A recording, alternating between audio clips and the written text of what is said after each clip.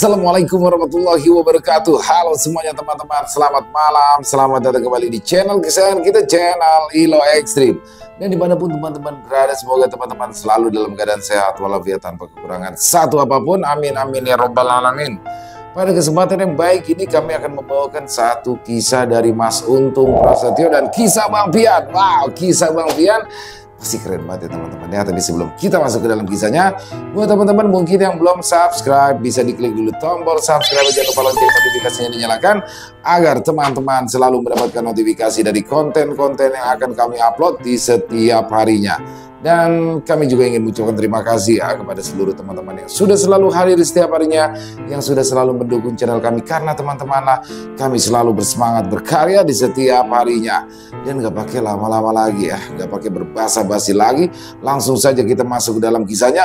Bude horor on. Saling santet antar rekan bisnis.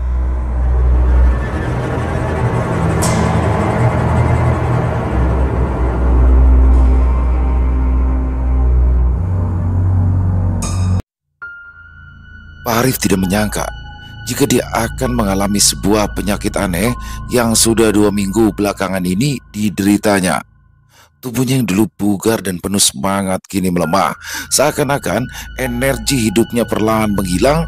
Gejala yang dialaminya pun aneh dan sulit dipahami. Pada pagi hari, dia seringkali merasa mual disertai dengan pusing yang tak kunjung reda. Sementara di malam hari tubuhnya menggigil.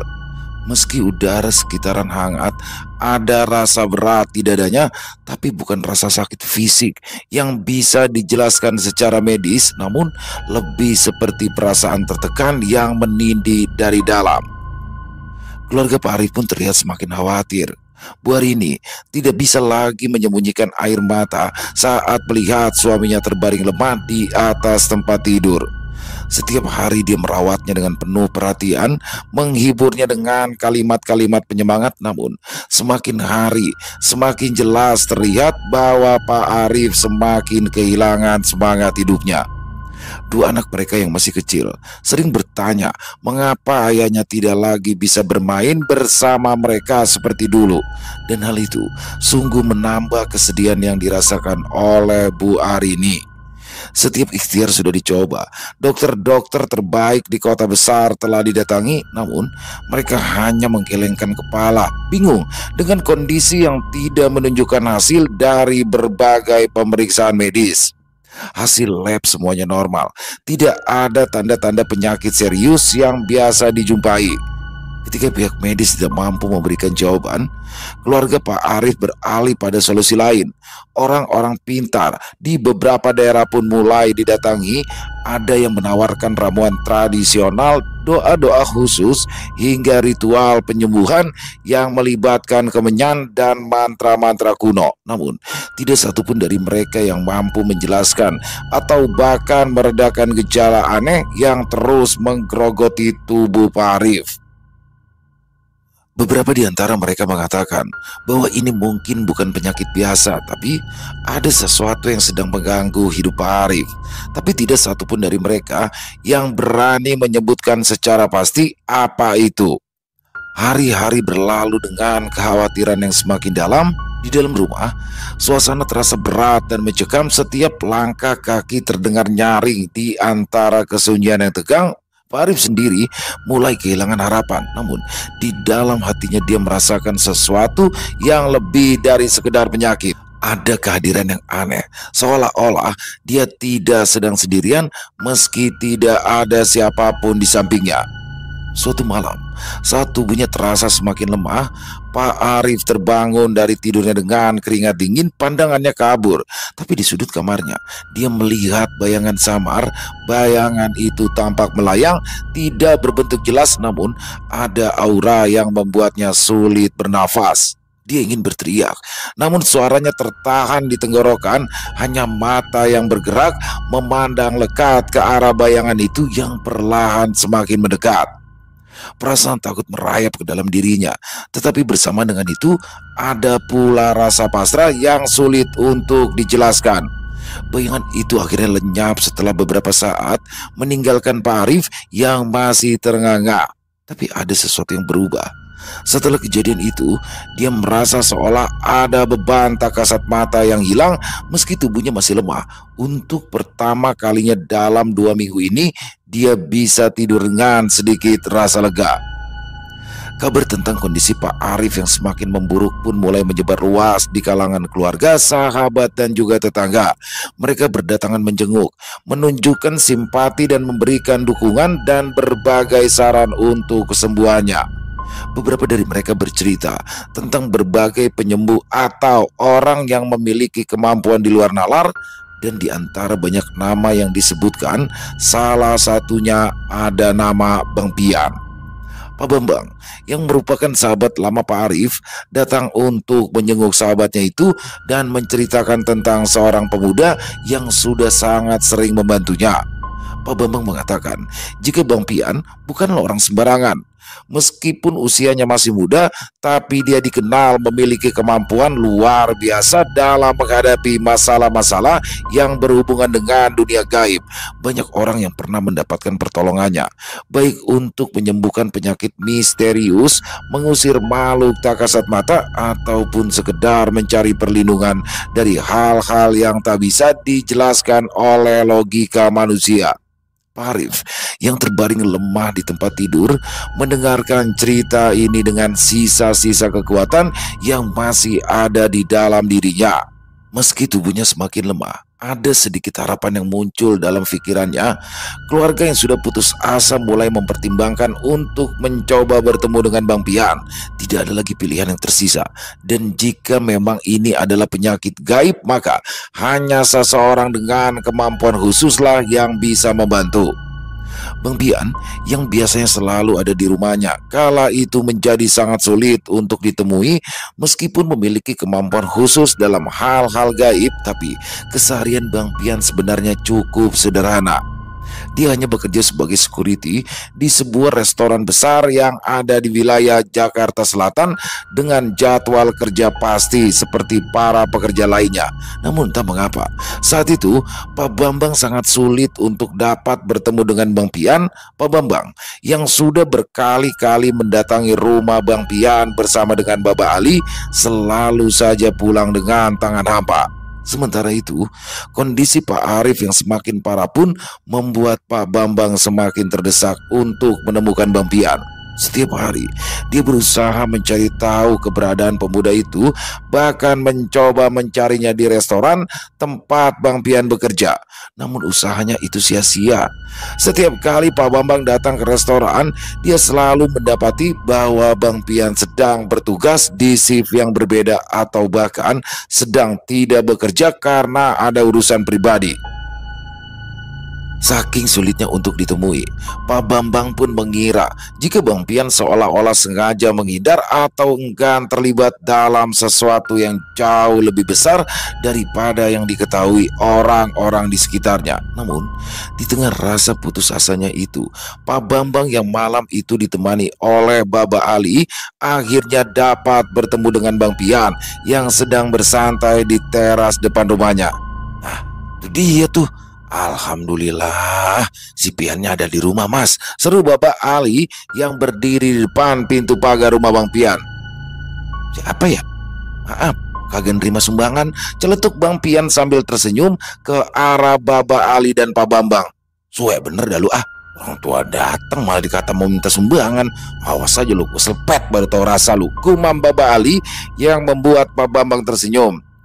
Assalamualaikum, seru Baba Ali setelah dia membuka pintu pagar rumah Bang Pian. Waalaikumsalam warahmatullahi wabarakatuh. Baba, kirain Kang Amen apa orang minta sumbangan, jawab Bang Pian sambil tersenyum menahan tawanya. Kurang ajar banget loh, gua dikata mau minta sumbangan, balas Baba Ali sambil mengulurkan tangannya untuk menyalami Bang Pian. Lagian udah malam pada nenamu, emang tadi sore kemana aja, balas Bang Pian yang langsung berdiri menyambut kehadiran Baba Ali dan juga Pak Bambang. Lah, lu yang kemana aja? Gua sama Mas Bambang mondar mandir kemari, lu nya kagak ada di rumah, udah kayak pejabat lu, susah bener ditemuin, balas Baba Ali dengan nada kesal. Lah, Orang mah pesen aja masih Intan. Kalau saya lagi dinas, kalau saya tahu mah saya aja yang ke rumah Baba. Balas Bang Pian dengan santainya. Wah, agak kepikiran. Tapi ya juga ya, ngapa kita kagak pesan sama si Intan waktu itu ya Mas? Ujar Baba Ali sambil menatap ke arah Pak Bambang. Yaelah, belonan juga bongkok, udah pada pikun aja. Dasar aki-aki, balas Bang Pian yang disambut tawa oleh Pak Bambang. Suwe banget lo, kualat nanti lo sama orang tua, gumam Bapak Ali yang langsung duduk di kursi kayu yang ada di teras depan rumah Bang Pian malam itu. Setelah akhirnya bisa duduk bersama Bang Pian, Pak Bambang merasa beban di hatinya sedikit terangkat. Suasana di rumah Bang Pian malam itu terasa sangat tenang. Dengan cahaya remang dari lampu gantung yang menggantung di teras rumah tersebut, Bang Pian dengan sikap tenangnya pun mendengarkan setiap kata yang diucapkan oleh Pak Bambang. Tanpa memotong, dia menyimak penjelasan tentang kondisi Pak Arif yang semakin memburuk serta segala upaya yang dilakukan oleh keluarganya, dari dokter hingga orang pintar, dan bagaimana semuanya tampak sia-sia. Pak Bambang menjelaskan dengan detail tentang gangguan-gangguan yang kembali muncul di rumah Pak Arif, serta suara-suara aneh dan bayangan-bayangan yang tidak terlihat oleh mata orang biasa, serta perubahan perilaku Pak Arif yang kian tak menentu.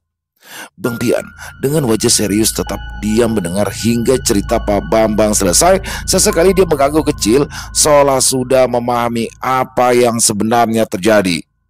Setelah Pak Bambang menyelesaikan ceritanya, Bang Pian menarik nafas panjang lalu berbicara dengan suara rendah namun penuh makna. Kalau begitu ceritanya, itu mau udah jelas kena guna-guna Om. Apalagi Pak Arif pengusaha, pasti banyak saingannya. Dia kan juga main tender yang pastinya ngelibatin persaingan langsung antar sesama pengusaha. Ujar Bang Pian menjelaskan apa yang ada di dalam pikirannya. Ya makanya Pian, gua sama Mas Bambang kemari mau minta tolong sama lu. Tolong dah lu liatin kondisinya Pak Arif, biar kagak akrab, gue juga kenal sama dia ya. Balas Baba Ali yang langsung mengutarakan maksud dan tujuannya datang bersama Pak Bambang malam itu. Besok malam aja deh Mbak, kita datangin rumahnya, ujar Bang Pian yang tampak membuat Baba Ali tidak puas dengan perkataannya itu. Ya elah Yan, kalau lu datangnya besok malam maka buru finish Yan. Emangnya kagak bisa nih malam aja kita ke sono. Balas Baba Ali sambil menatap ke arah Bang Pian penuh harap. Bujuk, dia kata lomba lari kali pakai finish segala, sahut Bang Pian sambil menggelengkan kepalanya. Ya namanya umur pan kita kagak tahu Yan. Apalagi sakitnya Pak Arif kan emang udah parah. Kalau lu bisa sekarang aja nyok kita tengokin, balas Baba Ali menjelaskan. Karena tidak ingin mengecewakan Baba Ali, akhirnya Bang Pian pun menyanggupi permintaan dari ayahnya tersebut untuk datang ke rumah Pak Arif di malam itu juga. Pak Bambang pun merasa lega, meski di dalam hatinya masih ada sedikit rasa khawatir. Setidaknya Bang Pian akhirnya setuju untuk datang malam itu dan membantu Pak Arif. Dengan keyakinan yang baru, dia kembali ke rumah Pak Arif malam itu, membawa harapan bahwa kali ini masalah sahabatnya akan segera berakhir. Sekitar pukul 11 malam, sesampainya di rumah Pak Arif, suasana sudah terasa mencekam. Angin malam bertiup pelan, namun dinginnya menusuk hingga ke tulang. Bang Pian berdiri di depan rumah mengamati sekeliling dengan tatapan tajam. Dia pun mulai membuka mata batinnya untuk melihat apa yang sebenarnya bersembunyi di balik gangguan-gangguan yang dialami Pak Arif. Dan begitu pandangannya terbuka, Bang Pian pun dibawa terkejut dengan apa yang dilihatnya kala itu. Dengan mata batinnya, Bang Pian melihat jika di sekeliling rumah ada sosok yang melingkar seperti memagari bangunan rumah itu. Dan yang membuat Bang Pian terkejut adalah tampak sosok ular hitam yang sangat besar. Tubuhnya tampak tebal dengan sisik-sisik hitam legam yang berkilauan di bawah cahaya malam. Kepala makhluk gaib yang mengerikan itu menatap lurus ke arah Bang Pian. Matanya berwarna merah menyala, penuh kebencian dan juga ancaman, seolah tahu bahwa Bang Pian bukanlah orang sembarangan. Sosok ular itu tidak bergerak, namun tatapannya seakan berkata bahwa dia siap menghadapi apapun yang terjadi. Bang Pian menarik nafas panjang. Dia tahu bahwa ini bukanlah sekedar makhluk gaib biasa. Ular hitam itu jelas memiliki energi gelap yang sangat kuat, dan makhluk yang dikirim oleh seseorang itu jelas memiliki kekuatan jahat untuk memperparah kondisi Pak Arif. Energi ular itu tampak merasuki rumah, menghisap kekuatan dari setiap sudut bangunan dan orang-orang yang ada di dalamnya. Lah, dia malah bengong di sini. Ayo masuk, Den, seru Bapak Ali yang berada tepat di depan Bang Pian. Kagak ada, Pak. Kalau saya langsung masuk, saya kagak bisa ngelawan lagi, balas Bang Pian, yang tentunya membuat Bapak Ali dan juga Pak Bambang bingung dengan apa yang dikatakan oleh Bang Pian. Emangnya ada apaan sih? Lu kayak lagi ngeliat ular segede gaban aja sampai bengong begitu, tanya Bapak Ali penasaran. Mbak, sini deh, Mbak, pinta Bang Pian sambil melambaikan tangannya ke arah Bapak Ali. Tanpa mengucapkan sepatah kata pun, Bang Pian langsung menepuk pundak Bapak Ali, dan entah apa yang telah dilakukan oleh Bang Pian kepada Bapak Ali kala itu sehingga menyebabkan Bapak Ali diam mematung dengan pandangan mata yang penuh dengan rasa takjub bercampur dengan rasa takut. Astagfirullahaladzim, dasar lu bocah geblek, ngapain yang begituan lu pamerin ke gua? Seru Bapak Ali sambil memalingkan wajahnya ke arah bawah.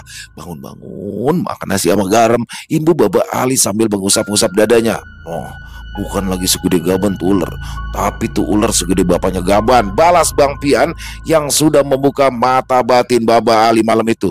Bener-bener dah lu ya, lu mau bikin gue jantungan, dasar lu bocah geblok. Buruan tutup mata batin gua, pinta Bapak Ali yang tubuhnya mulai gemetar.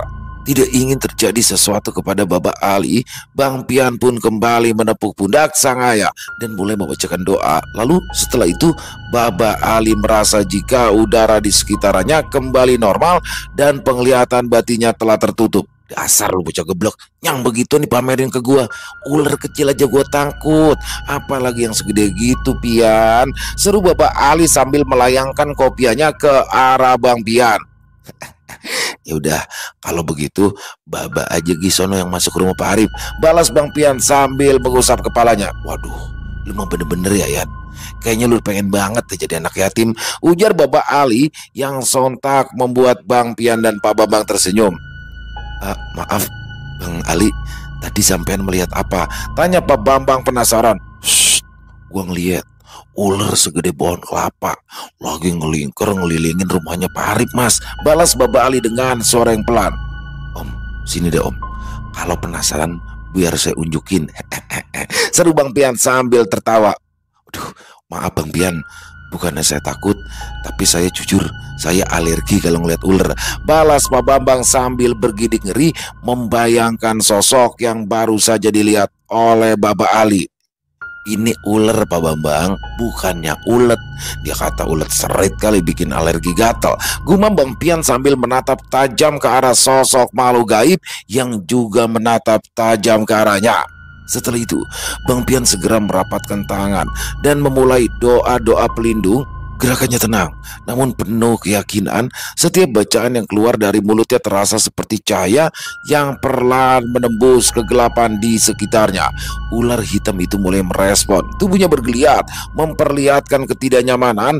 Bang Pian tahu ini adalah pertarungan antara cahaya dan kegelapan, dan dia harus berhati-hati karena makhluk sebesar itu tidak akan menyerah dengan mudah. Saya kagak bisa ngadepin ini makhluk sekarang Om, mendingan kita pulang aja Nyok, biar ntar saya urus di rumah dah. Kebetulan besok saya kagak ada jadwal kerja, insya Allah bisa saya tuntasin malam, ujar Bang Pian kepada Pak Bambang dan juga Bapak Ali. Sesampainya di rumah, seperti rutinitas yang sudah biasa dijalaninya setelah menangani masalah gaib, Bang Pian langsung membersihkan diri dengan cara berwudu. Air wudu yang dingin menyegarkan tubuhnya dan membantu menenangkan pikirannya setelah dia mengeluarkan energi besar yang baru saja terjadi di rumah Pak Arif. Setelah berwudu, Bang Pian berjalan menuju sebuah kamar khusus yang sudah lama dijadikannya sebagai tempat ibadah sekaligus ruang untuk mengobati orang-orang yang datang kepadanya meminta pertolongan. Di kamar itu, suasananya begitu hening dengan lampu kecil menyala di sudut ruangan dan sajadah yang sudah tergelar di lantai. Aroma minyak wangi yang lembut tercium, menambah kesan sakral di dalam ruangan tersebut. Bang Pian pun langsung duduk di atas sajadah, meresapi ketenangan yang perlahan mengalir ke dalam dirinya. Dia sadar bahwa untuk menghadapi makhluk gaib sebesar dan sekuat ular hitam tadi, hanya ada satu cara yang bisa ia lakukan, yaitu dengan cara meraga sukma. Dengan teknik ini, dia akan leluasa menghadapi sosok tersebut, dan pastinya Bang Pian juga perlu untuk menelusuri lebih jauh tentang sumber masalah yang mengganggu Pak Arif. Setelah mengambil nafas dalam-dalam, Bang Pian memejamkan matanya. Ia mulai merapal doa-doa yang telah lama dihafalnya. Setelah pagar gaib tercipta, Bang Pian pun kembali merapal doa untuk meraga sukma. Tidak lama kemudian, perlahan tapi pasti dia merasakan tubuhnya mulai ringan, seolah terangkat dari tempat duduknya. Semakin lama, semakin terasa, hingga akhirnya Bang Pian mencapai titik di mana sukmanya terlepas dari raganya. Tubuh fisiknya masih diam duduk di kamar itu, namun kesadarannya kini berada di alam lain, di alam sukma. Bang Pian merasa berbeda. Segala sesuatu terasa lebih jelas, lebih tajam, dan dia bisa merasakan kehadiran energi-energi yang sebelumnya tak kasat mata. Dengan penuh konsentrasi, dia mulai menelusuri jalan menuju rumah Pak Arif. Langkahnya ringan dan cepat, meski tak ada tubuh fisik yang menapaki tanah. Setibanya kembali di rumah Pak Arif dalam keadaan meraga sukma, Bang Pian melihat dengan jelas sosok ular hitam yang melingkari rumah Pak Arif. Namun kali ini makhluk itu tampak lebih marah, melingkari rumah dengan mulai bergerak dan tatapan yang semakin penuh kebencian. Tubuhnya yang besar mengelilingi rumah, seakan ingin melindungi sesuatu atau seseorang di dalamnya dari musuh-musuhnya. Bang Pian menyadari bahwa pertarungan kali ini akan lebih berat. Ular hitam itu bukan hanya sekedar memiliki tubuh besar, tapi sosok tersebut memiliki kekuatan jahat yang lebih besar dan dikendalikan oleh orang yang mengirim guna-guna kepada Pak Arif.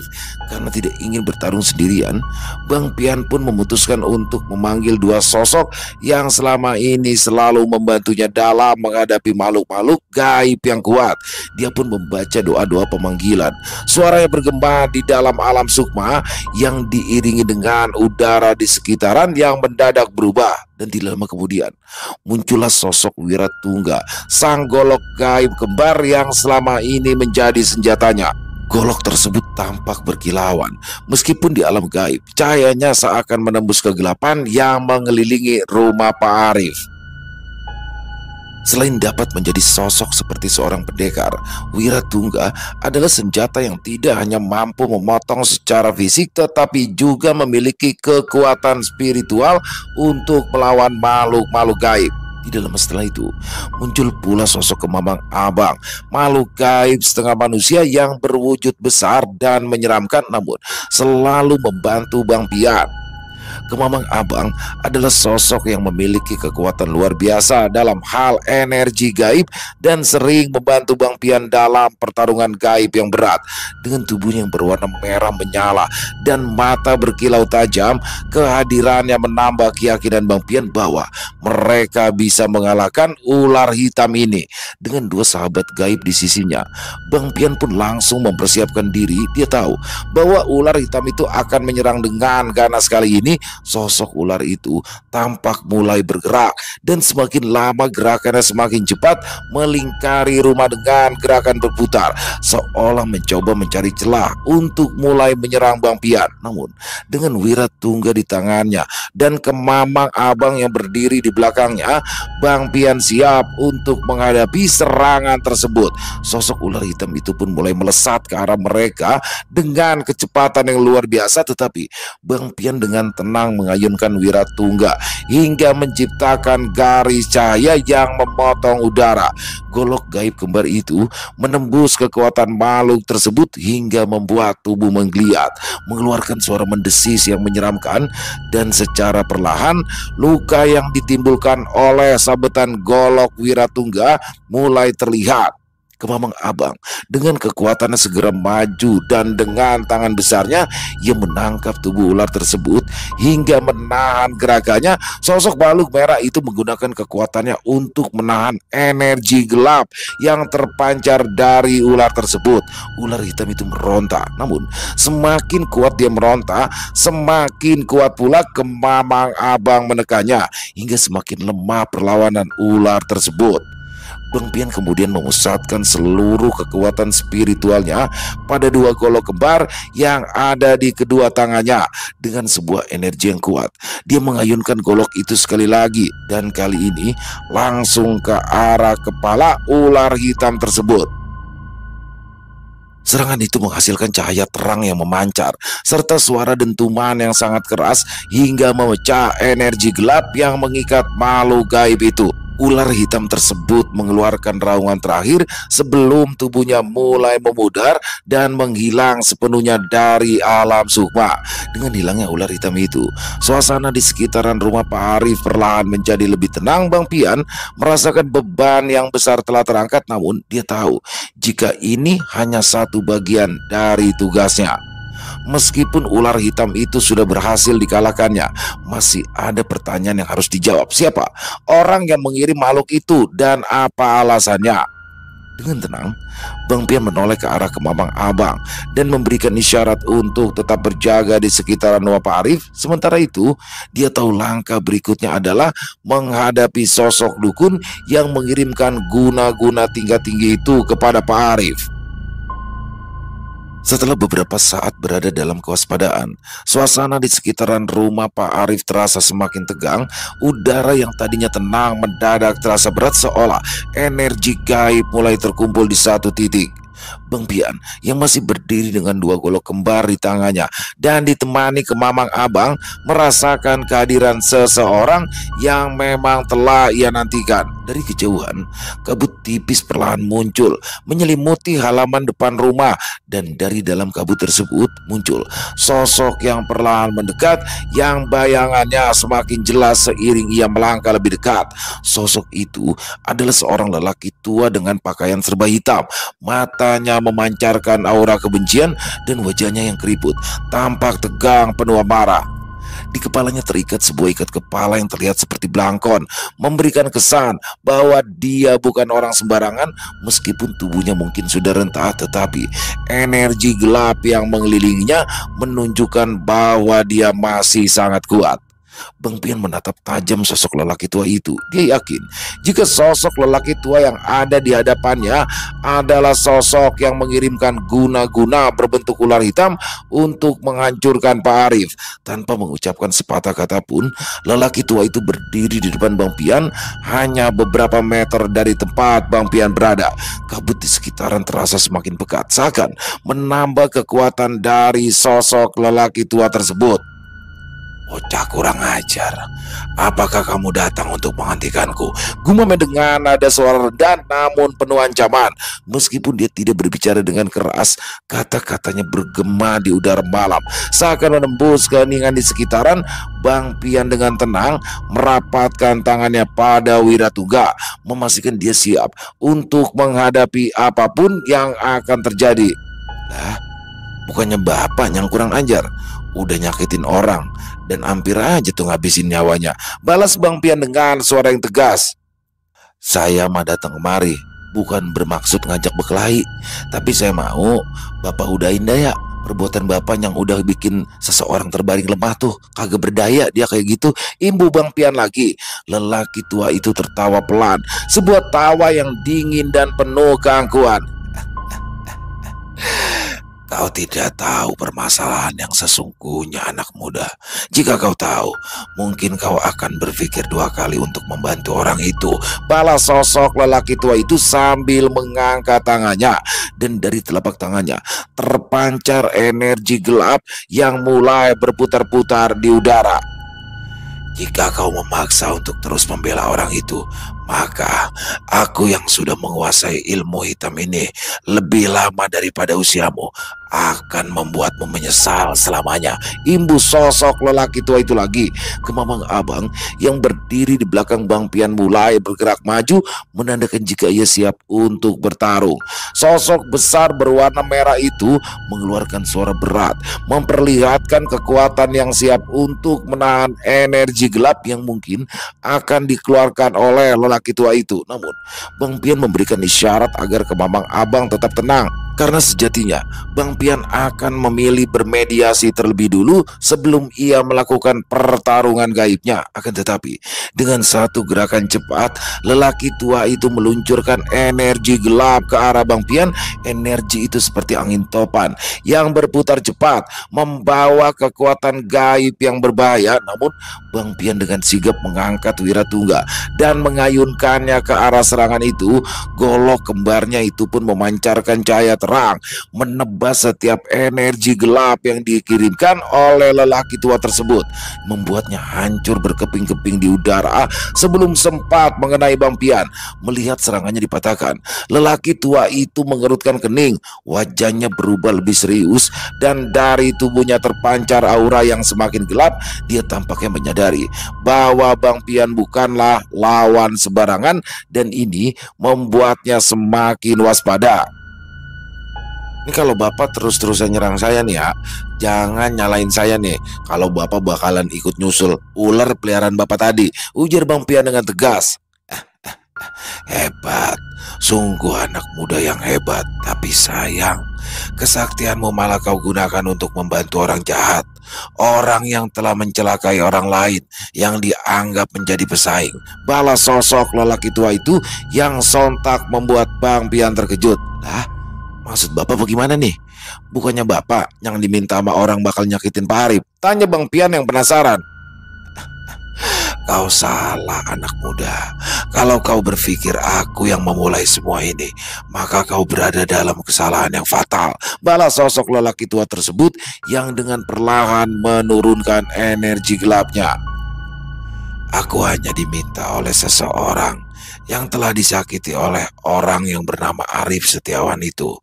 Pada awalnya, aku hanya mengobati sakit yang dideritanya dan mulai memperingati dukun yang dibayar oleh Arif untuk menyakiti orang yang bernama Herman.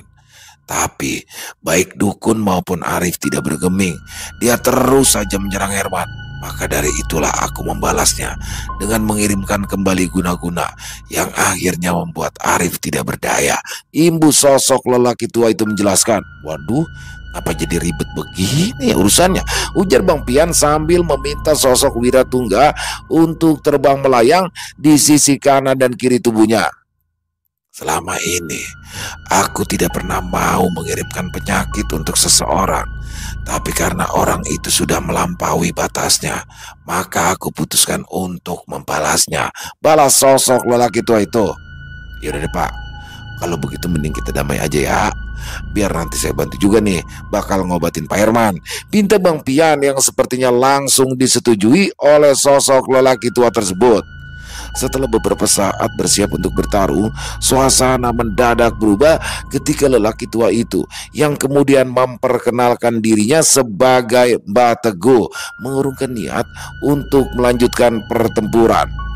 Energi gelap yang semula berkumpul di sekitaran Mbah Teguh perlahan memudar, meninggalkan keheningan yang aneh di antara mereka. Bang Pian yang semula siap dengan golok kembar Wiratungga di tangannya menyadari bahwa sesuatu yang lebih dalam sedang terjadi. Pertarungan yang tampaknya tidak terhindarkan kini berganti menjadi sebuah percakapan yang tidak terduga sebelumnya. Mbah Teguh yang awalnya tampak penuh amarah dan dendam perlahan menunjukkan sisi lain dari dirinya. Dengan nada yang lebih tenang dan terbuka, dia mulai mengungkapkan cerita yang selama ini tersembunyi di balik guna-guna yang hampir saja menghabisi nyawa Pak Arif.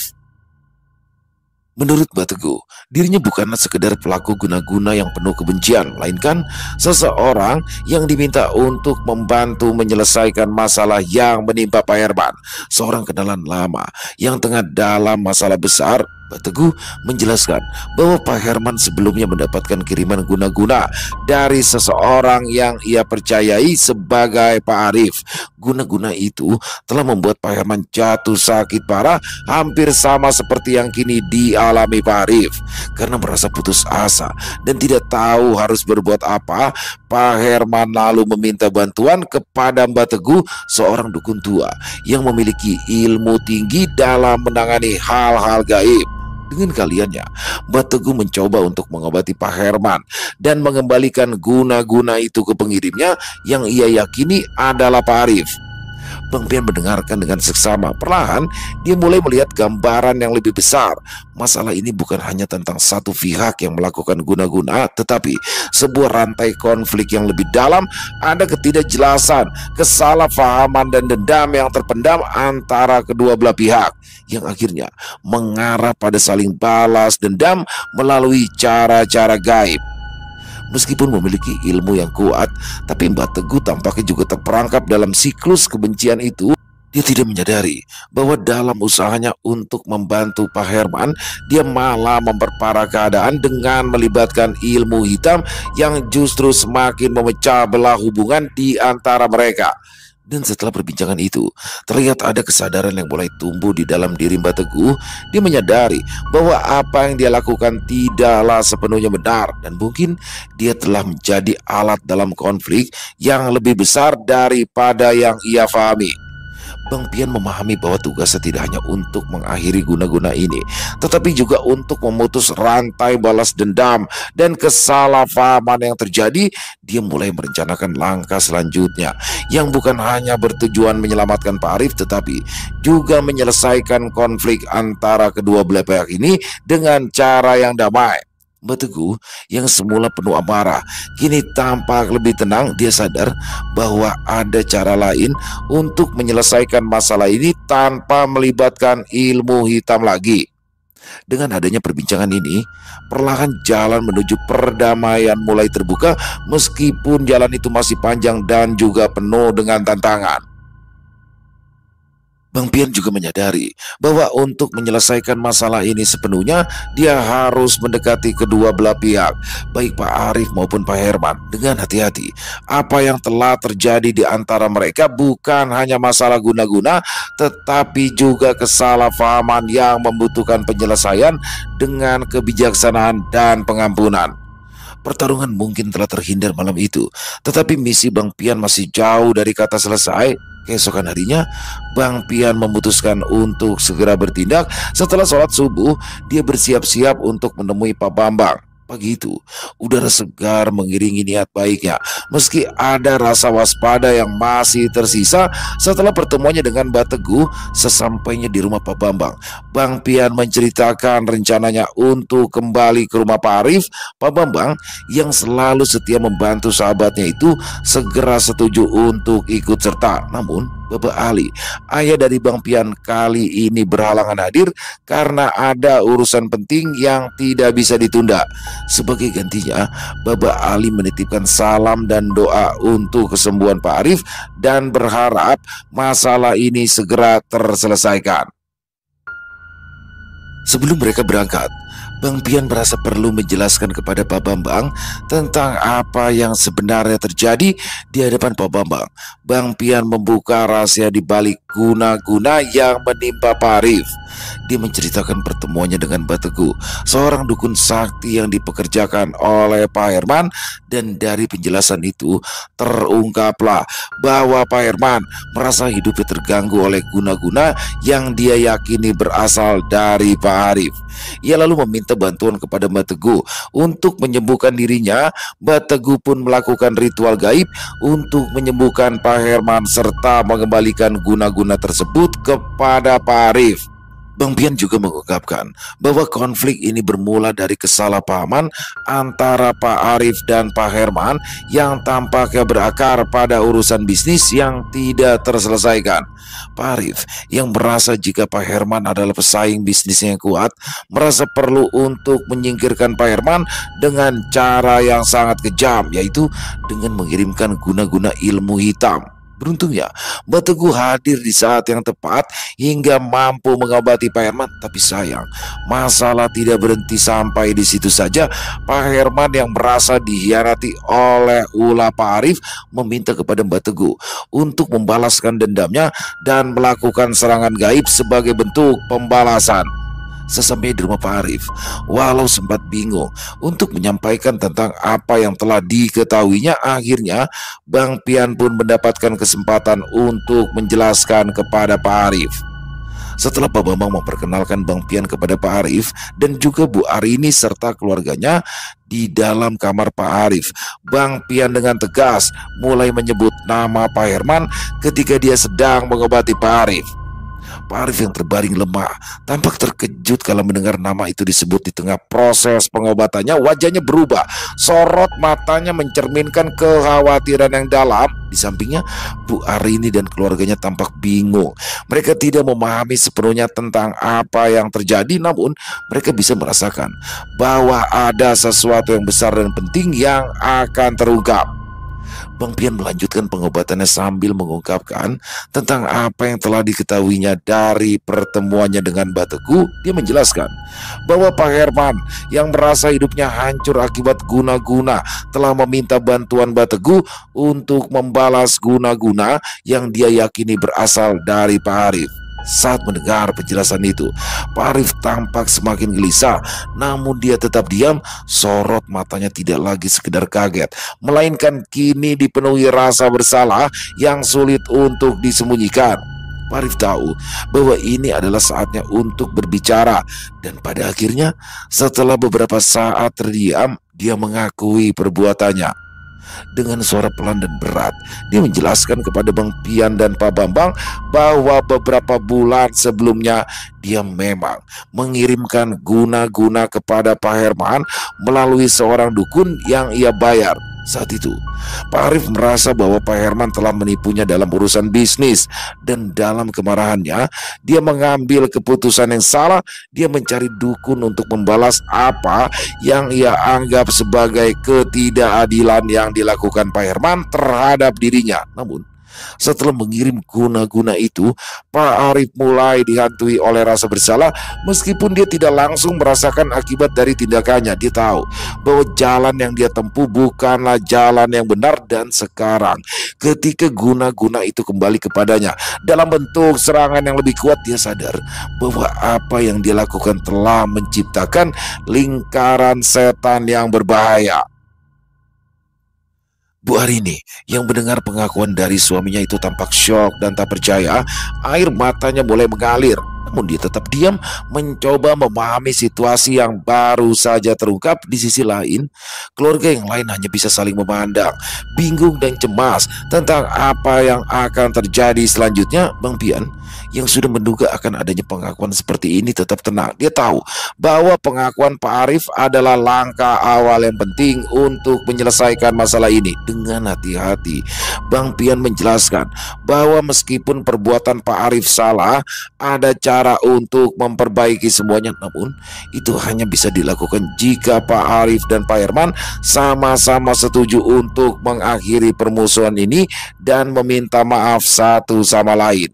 Dalam hatinya, Pak Arif tahu bahwa untuk bisa sembuh sepenuhnya, baik dari penyakit yang disebabkan oleh guna-guna maupun dari rasa bersalah yang menghantuinya, dia harus berani menghadapi Pak Herman dan mengakui kesalahannya. Namun, langkah itu tidaklah mudah. Bang Pian pun menyadari hal ini, dan dengan tegas tapi penuh pengertian, dia memberitahu pada Pak Arif bahwa inilah satu-satunya jalan untuk mengakhiri siklus balas dendam ini. Hari itu, meskipun penuh dengan pengakuan dosa dan air mata, tapi mampu membawa harapan baru bagi Pak Arif dan keluarga. Masalah yang selama ini tersembunyi di balik tirai guna-guna mulai terbuka, memberikan jalan bagi penyelesaian yang lebih damai. Namun, perjuangan belum selesai. Pak Arif kini harus mempersiapkan dirinya untuk langkah berikutnya, yaitu menemui Pak Herman secara langsung dan menyelesaikan konflik ini dengan cara yang benar, yaitu dengan cara berdamai dan saling memaafkan. Selesai. Wah, luar biasa. Bang Pian sekali lagi mengocok perut. Waduh, usil banget nih anak satu ya. Babanya ditepak langsung kebuka langsung tuh mata batinnya, kaget Baba Ali ngelihat ada ular. Wah, ngelingkerin rumah ya.